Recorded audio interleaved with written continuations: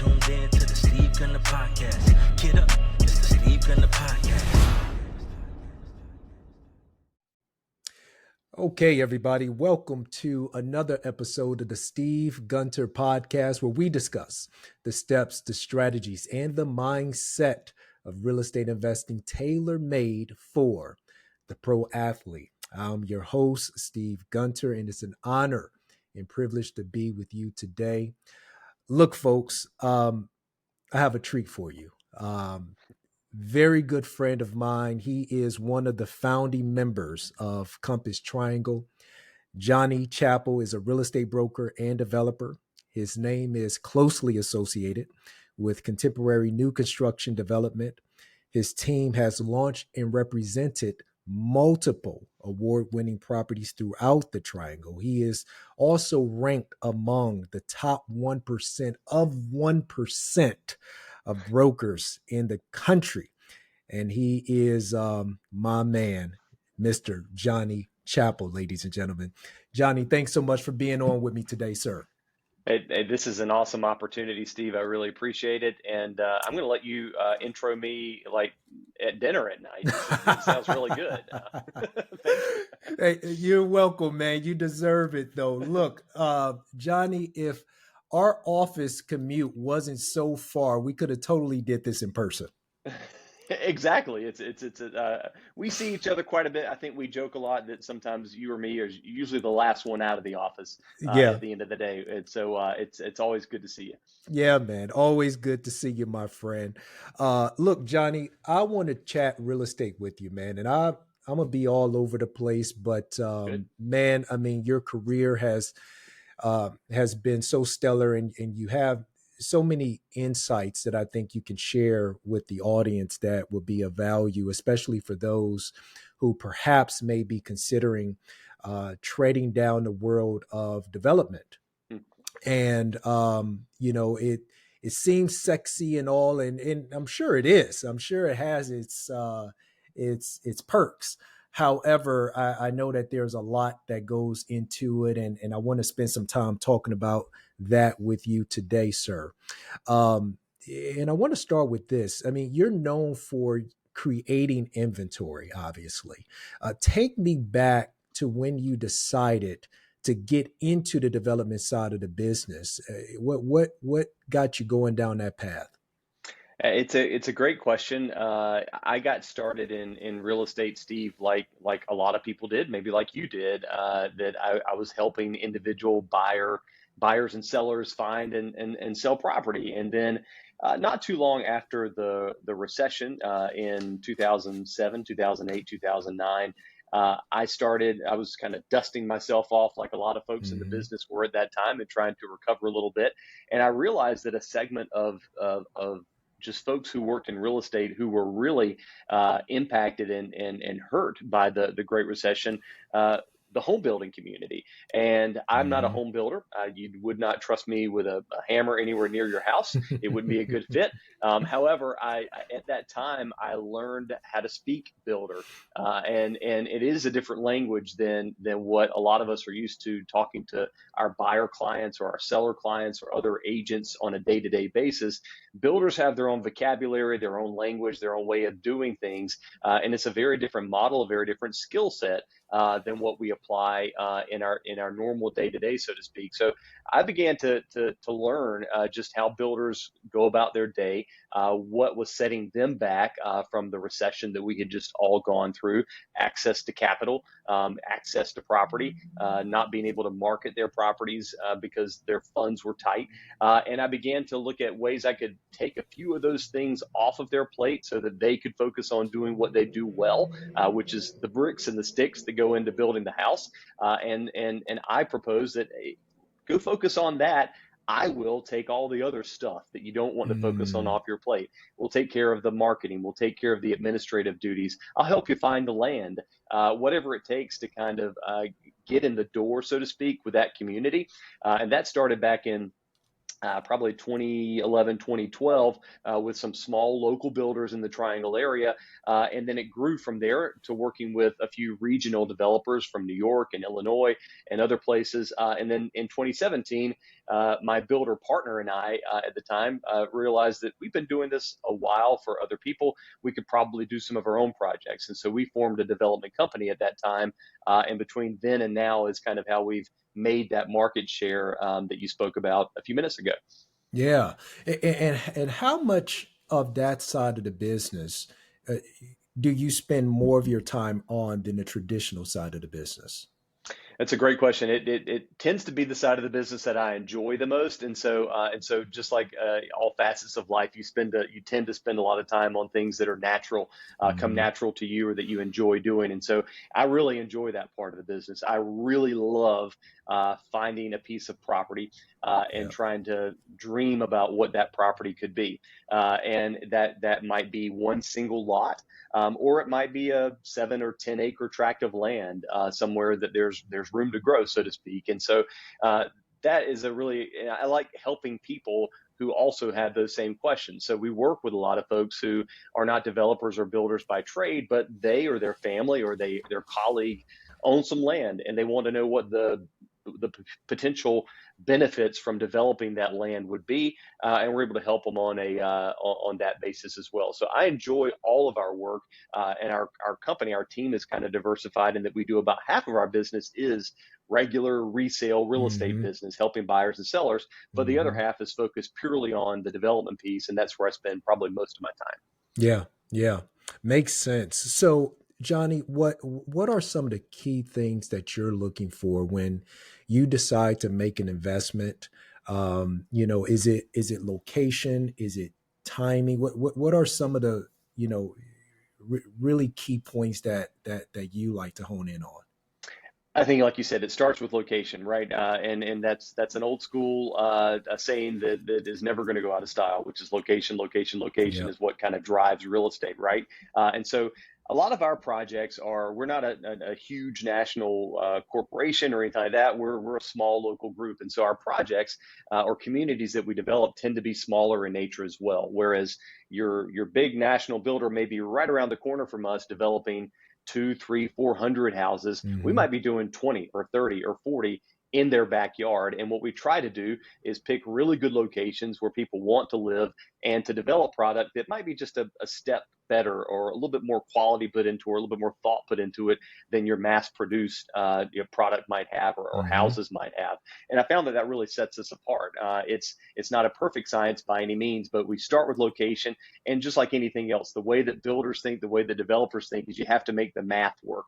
And so there's Yeah. very little emotion, I guess, that goes into it. We're focused purely on making sure what we spend in terms of the land acquisition, what we spend in terms of the architecture and design, the civil engineering on the site, what it's going to cost to build the houses, that all makes sense at the end of the day, and that we could hopefully sell them for more than that and make a little bit of money along the way in terms of the profit.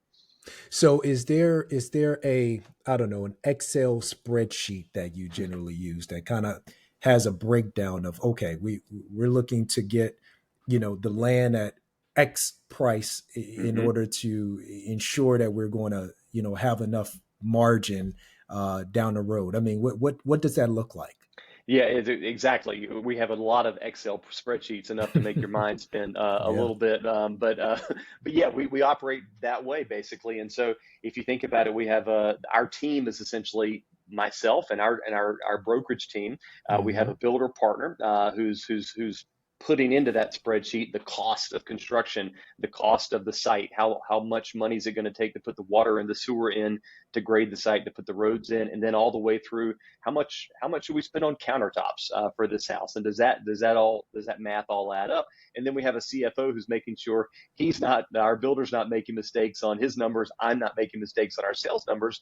And we call our performers, we call them projections. And the Hmm. reason we call them projections is because all of this is projection based, right? We are expecting to spend this much and expecting to sell for this much and expecting at the end of the day then X is going to be the result of that, or the profit that we're able to drive from that. So it's future facing, and so it's always, like any business, there has to be a pretty healthy contingency built into what we do, because we run into challenges and unforeseen issues with almost every property that we develop.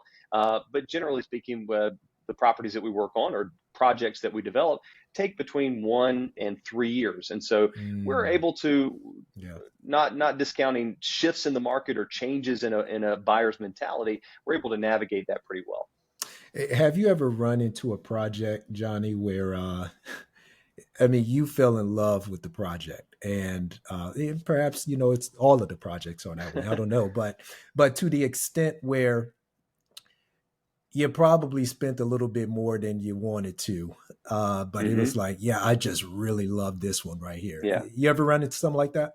Well, we're all competitive by Yeah. nature, and I think in this business we tend to be competitive. And I will say that at a younger time in my life, not too many years ago, but it feels like a long time ago, I Johnny, was. you're like 25. What are you talking about, man? How long you got to talk today? That's great.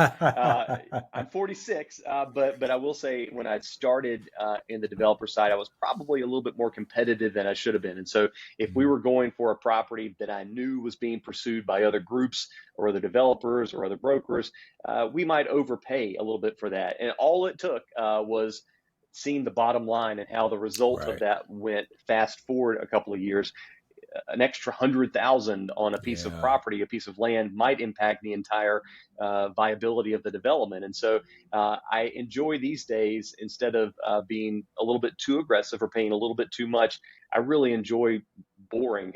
And so going Hmm. into something, Hmm. trying to nail down a price point that is a fair price to offer to a land seller in this case, but also a fair deal for the developer. And then looking back once we finish the project, if the numbers that we projected to begin with are relatively similar to the actual numbers at the end, then we've done about as good as we can do there. But they don't always match up that way. And if you get a little bit over your skis on the front end or a little bit too Mm. aggressive, that's when you can. It's hard to recover from that sometimes. And so we've learned from our mistakes. So it's better to be conservative, you would say? I'd say so. We try to bake in a percentage of profit with every project that is more than we need, right? And so if Hmm. everything goes perfectly, we might make a, let's just use a number, 20% profit on this project. If everything goes perfectly, nothing ever goes perfectly in the Sure. development world. Yeah. But at the end of the day, if that number goes from 20% to 12%, we've still made a profit and we've still started and finished a project, and that allows us to go do another one, and it allows our bank to go along with the ride for another project. And so in a worst case scenario, we complete the project always. We pay our banks and our investors back and make sure the Hmm. homeowners are very happy with their new home, and try to pencil out as much profit as we can. But it's very, that's the most difficult thing to predict 3 years in advance. When you think, Yeah. for instance, we started some projects in 2018, completed them in 2021. What happened in the middle? It was Yep. COVID. And Yep. so that impacted not only buyers and consumers' spending habits, it also impacted how much money banks would lend. It impacted supply chains that we're still seeing some issues from today. And so sometimes the world throws things at you that are well beyond your control. Yeah. But if you go into it with a relatively conservative mindset, you're able to navigate that. And that's what's so interesting in the development world too, is that you start on a project today, but you're building for a market that you really Yeah. don't know exactly what that market is going to look like, 24, 72 months down the road. Hmm. Yeah. That's a huge problem, and it's not a problem; it's a challenge, and we try to pivot when we have to. But good example is, again, 2018, 2019, there was a trend in our market in the Raleigh area of wanting to go smaller. I don't need this big 5,000 square Hmm. foot house anymore. I can deal with half the size. I don't Yep. need the big house, the big yard. I could probably be just as happy, if not happier, with a townhouse, which would give me more time, my family more time to travel. Yep. All of a sudden, after COVID, we began to see people wanted more, right? I Hmm. want more space. I need the big house again. I want the yard. I want the fence. I want the place to kick the soccer ball and have the dog run. And so you never know when consumer habits are going to change. That was obviously a pandemic that impacted every facet of our lives. But we designed a lot of projects, communities pre-COVID that we then had to change during the construction to make them Mm. better fit for the market that we found ourselves in. Very interesting. Very interesting. Let me ask you this question. So, once you control a property during your feasibility phase, What are some of the things that you are investigating and looking to identify early on? That's a really good question, and it's a lot, and it depends on what the property is. But let's say, our bread and butter might be a townhome community of, let's say, between 20 and 40 townhomes, and Hmm. so that might be a 7 or 8 acre piece of property. And then when we first show interest in the property, one thing we try to do is we try to do our due diligence or get our inspection period checklist done as quickly as we can. And sometimes we'll do it before we even go to contract if we're working with a seller who's somewhat flexible on their time schedule, because it allows us to show that seller, hey, we're serious about this, and we've already done these things before we've even come to you with a contract in hand, so that we're sincere. But that might include, to your question, Steve, obviously a survey, and getting a survey on a 7 or 8, 10 acre piece of property is much more complex than on one residential lot, so Yeah. that it takes longer and it's more expensive. Any financing agency or bank that we work with is going to want to make sure the property is free and clear of any environmental contaminations or issues. Hmm. So we need to do what's called a phase 1 environmental assessment of the site, which is hiring a third party company to come out and check the site, but also to check the history of the site, not only it, but its surrounding properties. Was there a dry cleaner next door? Was there a gas station across the road that might have impacted the environmental facets of the property? So Hmm. we're doing that. We're also, in some cases, because in a lot of areas that we work in, there's rock under the earth, Yeah. right? And so Yeah. sometimes we're boring. We're doing geotechnical investigations to make sure we don't have an unreasonable amount of rock under the earth that might make it extremely expensive to develop through that. So there are a number of things that we're looking for during that time, and we're also in our due diligence time, if you will, beginning to assess what's the right property for this property. What's the right product type? Should it be a townhouse? Should it be a house? How big should it be? Should it have a garage? Should it be a 1 car garage or a 2 car garage? Hmm. We look at all those things early on in the period so that we can make sure that pro forma, or those projections that we put together, are as sharp as they can be. Um, I would imagine that in your world, um, relationships are incredibly important. uh, Yes. with landowners, partners. I would imagine government as well, and whoever other the other stakeholders might be. How does one go about building and cultivating those relationships if they're just getting started? You know what? You look people in the eye, and you're transparent with people, and you do what you say you're going to do. That's the only way I've known how to do it. Hmm. Developers don't always get rave reviews for being transparent and honest, and going about things the right way. Our Hmm. company, to the best of our ability, tries to be very straightforward, very direct in our dealings with, whether it's a landowner and we're trying to buy a property for them. We're going to show them exactly what our plan is for that property. We're not going to tell them that we can only build one house on it when we know we can build 20, and that might Hmm. impact how much money we can pay them for the land, because inevitably they're going to drive by it sometime, and they're going to see the 20 houses that we built, Hmm. and they're going to wonder why they got stuck with this much money instead of that much money. And Raleigh, the Triangle, the community here, in terms of the development arm of that community, is still a relatively small world. We all play in the same sandbox, and word travels. And so, Hmm. so dealing directly and straightforward with our property owners, we have investment partners on every project that we work on. Essentially, people who trust us with large amounts of their life savings, and so it's very important Hmm. for us that we are transparently and quite often strategically communicating with them on a monthly or quarterly basis, so they know exactly how we're taking care of that investment, and that we're being good stewards of their money going forward.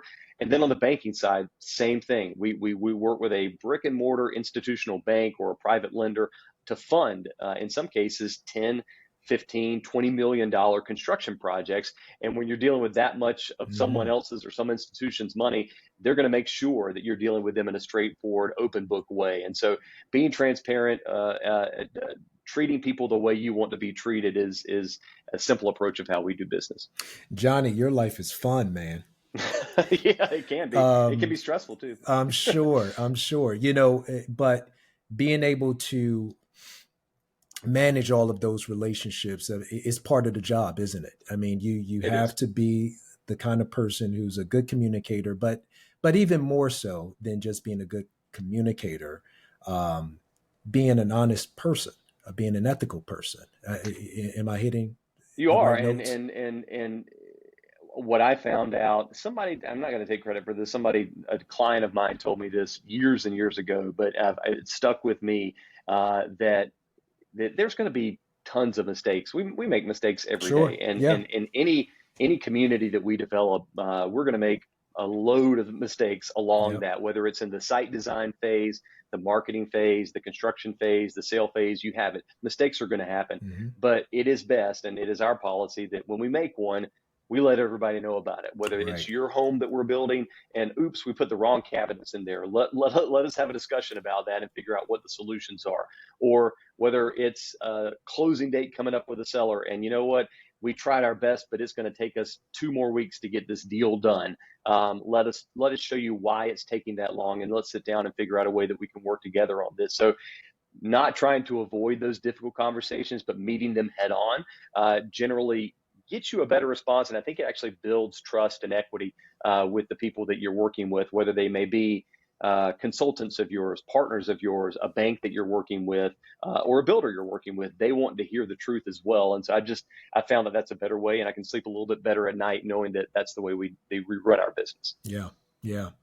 How often are you looking out there in the market, observing what your competitors are doing, or, and saying, hey, we need to do this a little bit better, or what have you? Or you just kind of, you take the approach where you're like, hey, we know what we do. We focus on what we do, and, we stay in our lane. How do you balance that? That's a great question, and it's difficult because I tend to get, and we're a small company, and so I get into the weeds on a daily basis on what we are doing. Hmm. I was on a discussion thread this morning via email with some of our team about should we include this built-in cabinet in these townhomes, or should it be an option that a buyer can choose to upgrade to? And so we're in the really deep into the weeds on some of these decision making deals with every one of our properties that we develop, and so. But when I do like to get above the clouds at some point and see what other people are doing. Hmm. We don't believe that we do things the only way that they can be done, and that's the best way to do things. I love going to other markets or to see the way things are being done by other builders and developers in our market, to see if there's something that we can learn from that.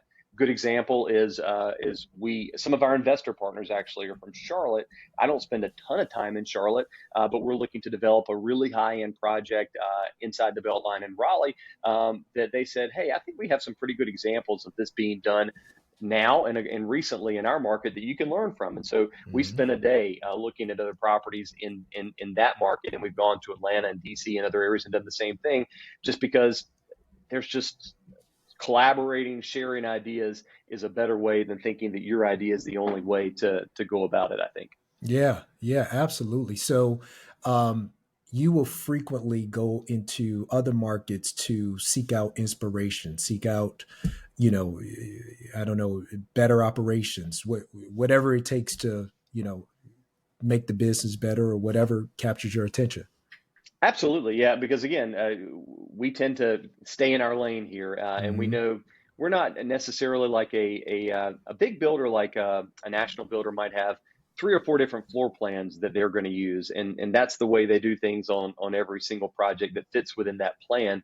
We don't have those types of limitations, so we work with a number of architects, a number of designers, a number of floor plans. We don't have stock plans sitting on the shelf that we pull out and try to Hmm. make that square peg always fit in the round hole, so to speak. And so the best way to kind of broaden your design approach and your creativity is to see what's being done in other parts of the country, and specifically if it's being done well, we'd love to find a way to adapt it in the Raleigh area. Is there a location that has really struck your interest that you said, hey, I mean, I really like the way they do things there?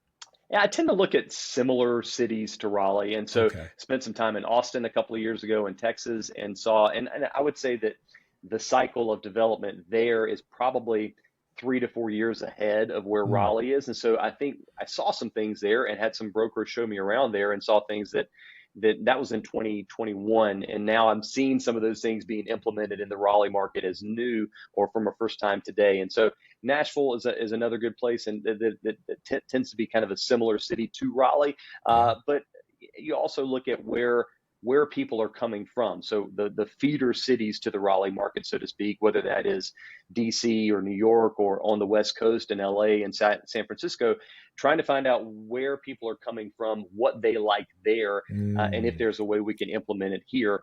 A really good example of that is on a lot of our recent projects, we have tried to go to more of a progressive or green aspect in terms Yeah. of the design. And so we have two projects that we represent right now. One are single family homes, one is townhomes, where we can make the project or make the house produce more energy than it uses. So they're net zero or net zero capable. And it's really deep into the weeds about how you do that. But it's the design of the building, it's a number of solar panels on the roof. It is maybe a Tesla wall charger or a battery powered charger inside the home. And so there's a number of things that go in. It's where your materials are sourced from that reduces your carbon footprint. But we began implementing that into some of our developments a couple of years ago. And right off the bat, we began to attract some buyers who told us they were relocating to Raleigh, had been looking around, and they could not find examples of that type of construction frequently in the market. And they were coming from places, one was LA, one was New York, where it was really easy to find those options. And so sometimes we'll just listen to what people tell us and try to fill that gap if it's a win-win. Johnny, you seem to really, and correct me if I'm wrong on this, but you seem to really look for opportunities where you can add density to that area, meaning opportunities for attached real estate, such as townhomes for the audience. What led you to take that approach?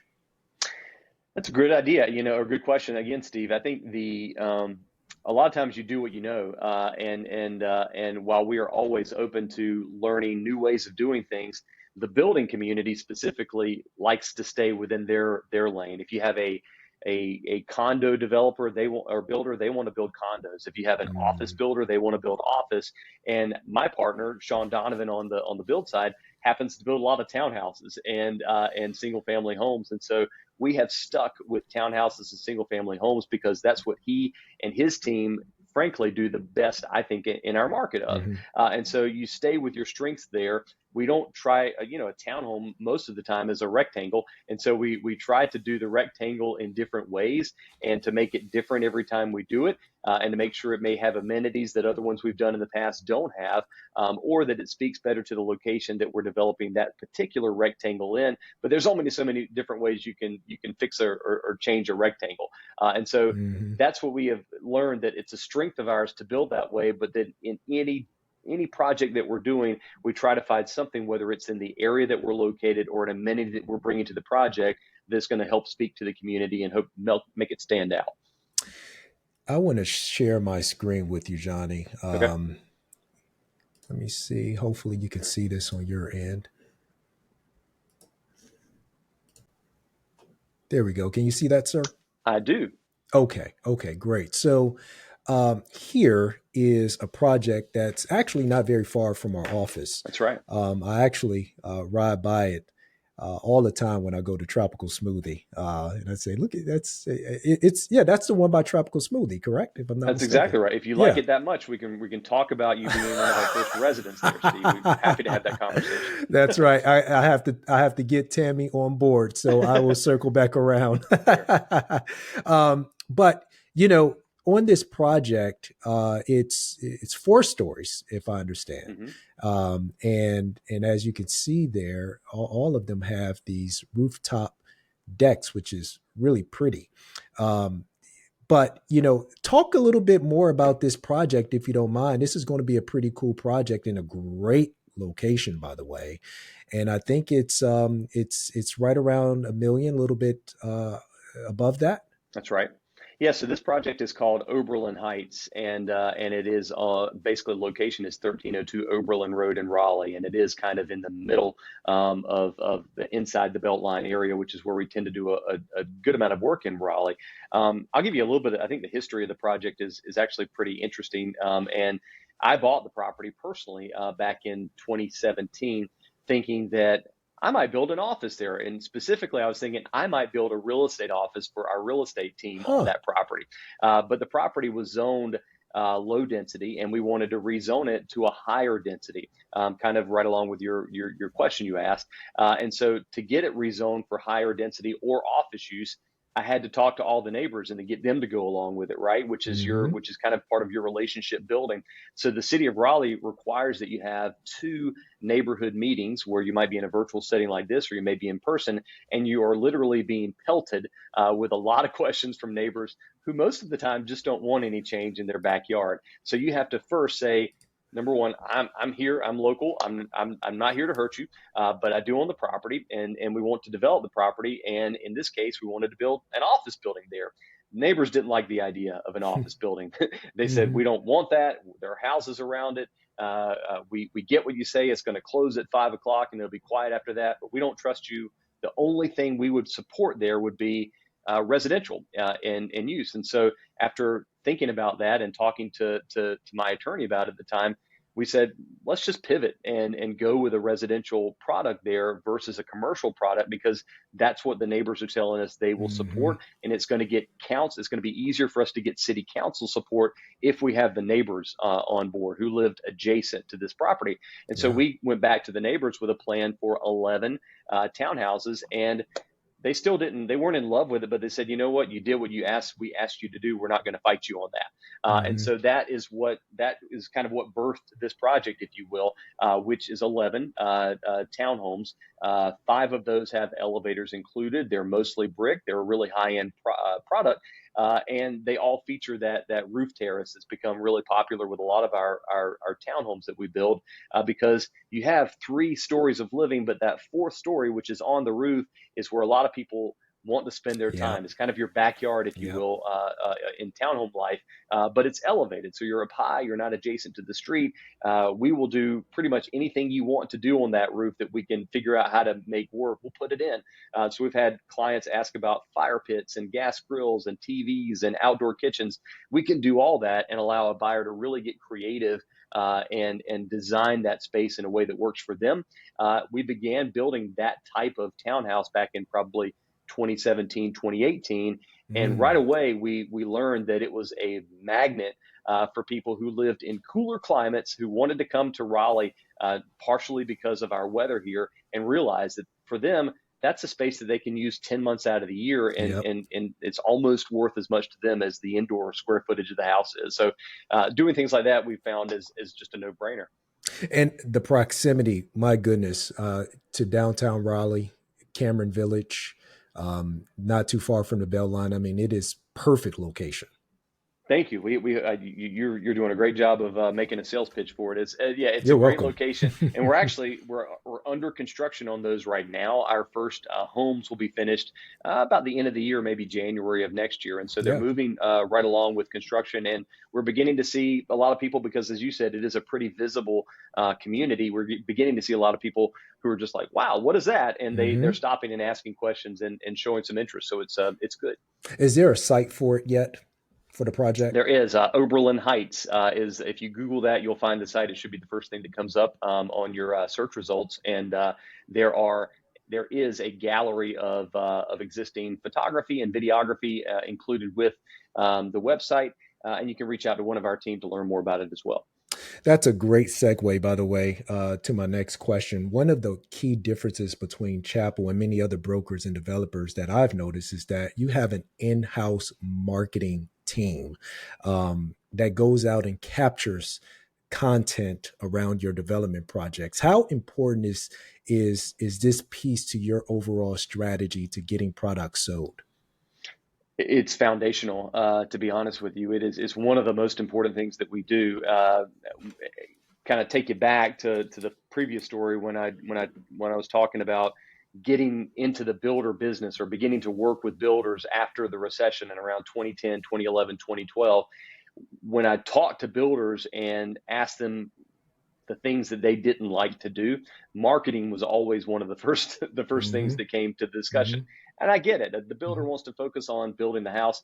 They don't want to build a website. It's They don't not want to create a necessarily a brand. science either, Exactly. Yeah. Johnny. And I'm not a marketing pro by any means, but I value and understand the importance of it. So, Sure. so a few years ago, we had been using out of house services, third party vendors to do our marketing, and wanted to create a marketing experience for each one of our communities or each individual house we listed that was a better dovetail with our sales efforts, and also was a quicker, just more elevated approach for our builder clients in this case. And so I went out and hired two marketing professionals, and I was really careful. I did not want any marketing professionals who had real estate marketing experience. I wanted Mm, somebody to come in with a clean slate, no preconceived notions, because I really wanted our stuff to look different from other yeah. people's stuff. I think there are, in the time that I was looking in this, uh, it just felt like there was a lot of new construction marketing that was dated and tired and old and just the Hmm. same. And so Hmm. I wanted to bring in people who are going to give it a fresh perspective, keep it on our Chapel brand and make sure everything complied there, make sure we're doing the best we can for our buyers, our builders, and our sellers, but to make sure that our stuff stood out. And I think Hmm. they've done a good job with that. And that's one thing that, as if we have dark times around here, the last thing I'll ever cut is probably the marketing, because Hmm. I'm a really big believer in that it helps raise your brand awareness, but also it's proven on our end that we track the analytics, we run the data for each project, and we can see that when we put money into the marketing piece, we get good results on the end of the project as well. Well, I always notice it. I really do. Thank you. And anytime I'm on social media, it captures your attention right away. Even as you're driving by the property, and the banners that you have out there. I mean, it's just all of it is marketing. All of it is capturing the attention. It's very modern, very very simple, but it's still captivating. It's very well done, I think. Thank you. I really appreciate that. We again, it's not an afterthought of ours. It's really intentional. And we began talking about the marketing. Oberlin Heights is a great example. So the community on Oberlin Road, we began talking about that marketing and that brand and what it would be called and what the colors would look like and how we were going to get the messaging out. Probably 2 years ago at this point. And so again, it's foundational to what we do. And so we're beginning to talk about the marketing of a project at the same time we're beginning to figure out how many townhomes can we fit in here and how big are they going to be and what are they going to look like, because it really is an important kind of piece of the fabric of any community that we develop. How many other projects do you currently have going on right now? Good question. I think at any given time, we probably have between 15 and 20 that we're working on. And you don't see all of them. They're at different stages. We're actively selling some that we have. The house is built. It's ready to go. We may have staged the Mhm. model home and the car is on the lot, as I like to say, and we're ready for somebody to come and drive the car off the lot. Yeah. We have others that are like Oberlin Heights. They're midway through construction. And so you can get on the site, you can walk through it, but it's only in framing stage right now. And it's going to take a few more months to complete it.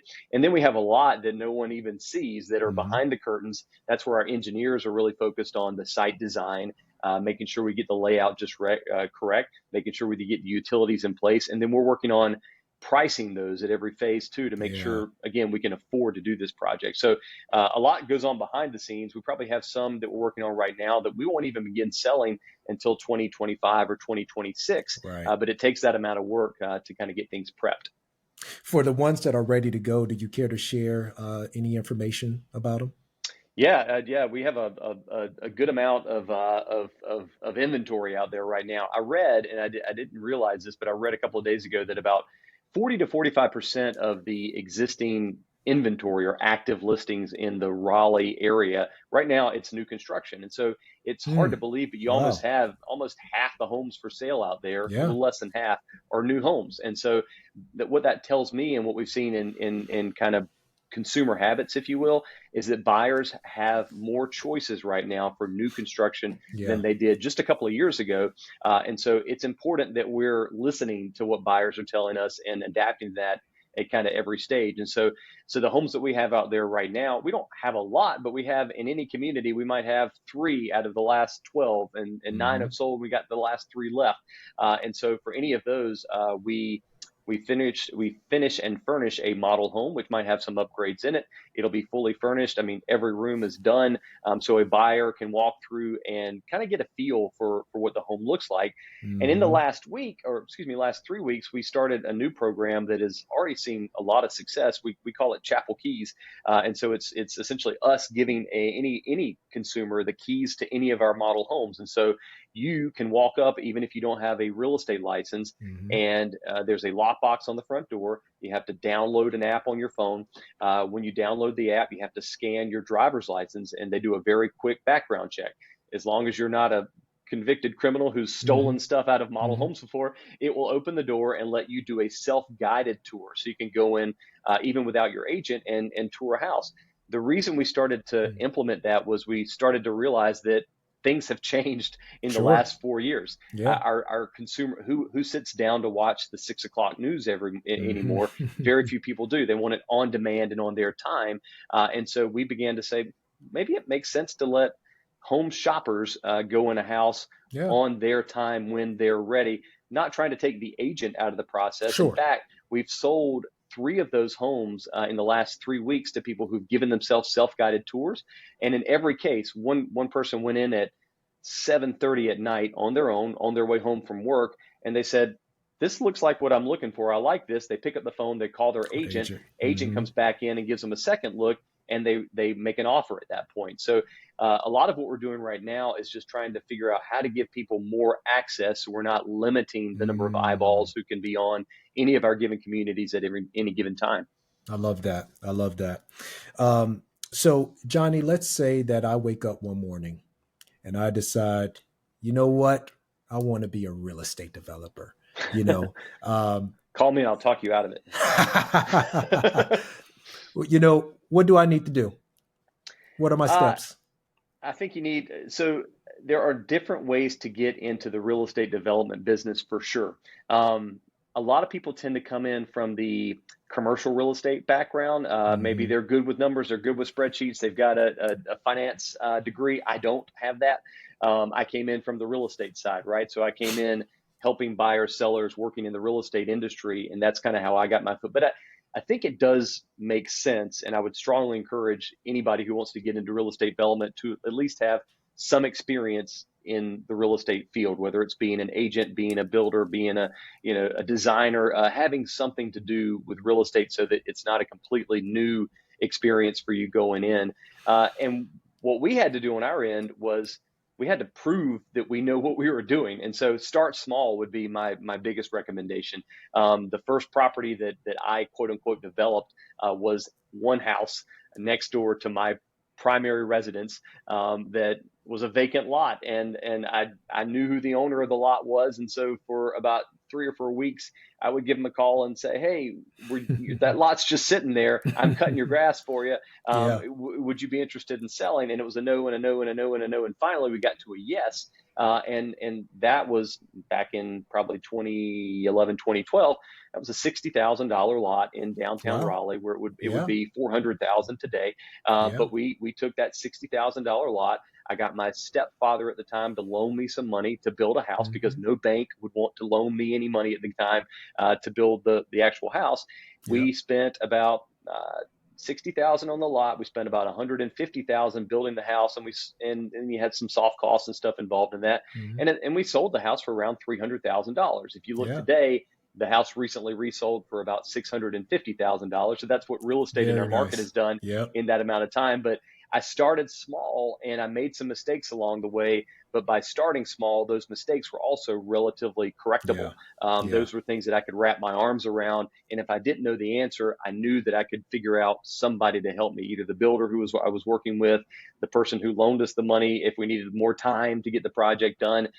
And we were actually fortunate on the back end. We sold the property before it was finished. But then we Hmm. had to meet a buyer's needs. They wanted to come in and make some changes and move in a certain date. And so you kind of have to navigate all those changing circumstances around a particular project. But that's the number one advice I would give to anybody, is that Hmm. people tend to think of real estate development and real estate developers as there's big money there somewhere, and sometimes there is. But starting small and being able to do one project that you can really understand the starting point, what goes into it, and the completion point, I think is just smart. Yeah. So it definitely helps to have a partner, someone who could loan you some money too. Obviously, you need a little bit of capital to tap into in order to make something work.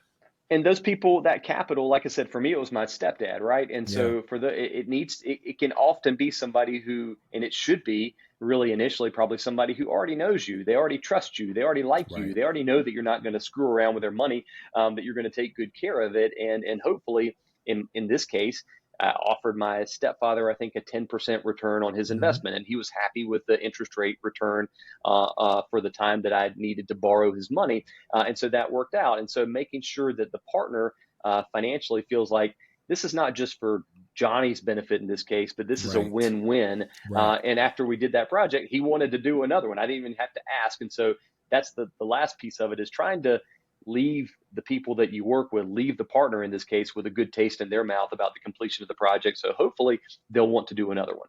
Absolutely. Absolutely. Johnny Chappell, man, this has been so fun, man. A couple more questions for you. Yeah. Who's your favorite movie character? Character? Oh man, that's a tough one. Out of left field, man. That is a left field question. Since you gave me a sports reference there, I would probably have to, it's so cliche. I hate to say Rudy, but Rudy is that was a great movie.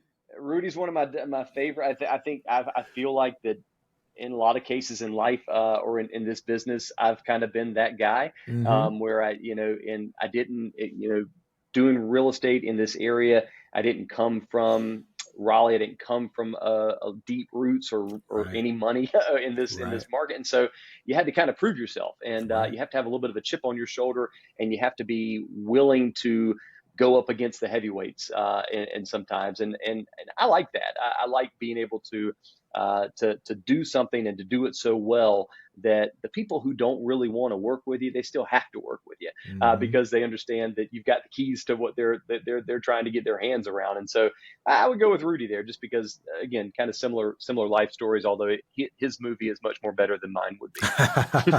That's good. I love that, man. Look, I mean, shoot, we could end it right there, but I'm going to ask you, any last remarks you would like to leave with the audience, sir?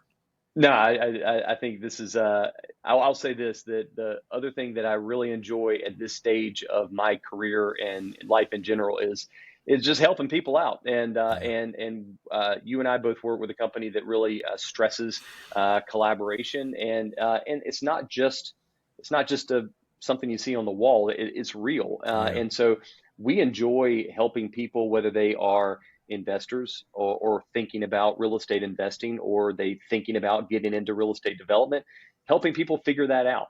I've worked with a number of small builders over the years, and to see them grow, to see their companies grow, to see them achieve success while we're helping and also achieving success, that really feels good to know that not only are your numbers look good and your team looks good, but that the people that you're out there to help are also acknowledging that and seeing their own successes from the hard work that you've been able to collaborate on. So I look forward to collaborating. My door is always open to someone who has a question or a piece of property they want to know, what is the potential for this? I might not know the answers, but I've got people that work with me that probably do. And we're always happy to share. This has been so awesome. Can't thank you enough again for your time, sir. And Johnny Chappell, I guess I'll see you, I don't know, in a couple of minutes, I suppose. Well, high five down the hallway. That's right. I really appreciate that you've been a fantastic host. You're a good listener and a good question asker. And so thank you for having me on, and look forward to doing this again someday. Yes, sir. We'll do it. All right. Thank you, Johnny. Can't stop, we can't lose. You can't win if you snooze. So do more and say less. So get up and let's work and be the best. Yeah, you're tuned in to the Steve Gunter Podcast. Yeah. the Steve Gunner Podcast. You're tuned in to the Steve Gunner Podcast. Get up, it's the Steve Gunner Podcast.